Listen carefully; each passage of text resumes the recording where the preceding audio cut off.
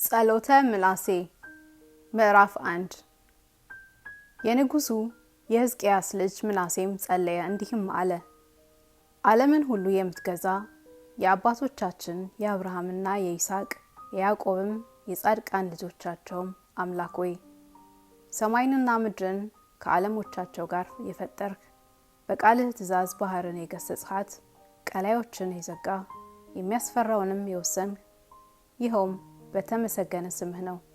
ኃይልህ ከመገለጡ የተነሳ ሁሉ የሚርድ የሚንቀጠቀጥ ለክብርህ ከፍተኛነት ፍጻሜ የለውምና የቁጣህ መቅሰፍት በኃጥአን ላይ ግሩም ነው።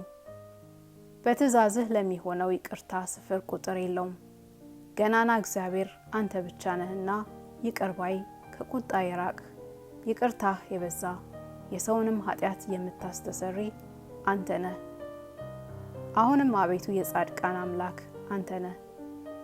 ንስሐ የፈጠርህ ለጻድቅ ሰው አይደለምና አንተን ላልበደሉ ለአብርሃምና ለይስሐቅ ለያዕቆብ አይደለምና የኔን የኃጥአን ንስሐ ወደ ማየት ተመለስ እንጂ ቁጥሩ ከባህር አሸዋ የሚበልጥ በደልን በድያለሁና ኃጢአቴም ብዙ ነውና ከበደሌም ብዛት የተነሳ ቀና ብዬ የሰማይን ርዝመት አይ ዘንድ አግባቢ አይደለም።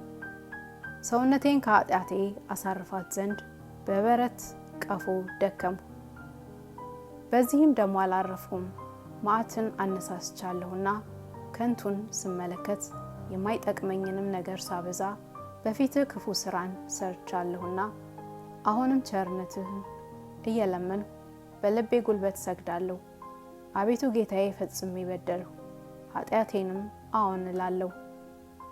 አንተን እማልዳለሁ እለምንሃለሁ፣ ይቅር በለኝ አቤቱ ይቅር በለኝ። ለኃጢአቴም አሳልፈህ አትስጠኝ። ለዘላለም ክፋቴን አትመልከትብኝ። በምድር ጥልቀት አትቀበለኝ። በንስሐ ለሚመለሱ ሰዎች አቤቱ አምላካቸው አንተ ነህና ቸርነትህ በእኔ ላይ ይገለጥ። መዳን የማይገባኝ ሲሆን በይቅርታህ ብዛት አዳንኸኝ።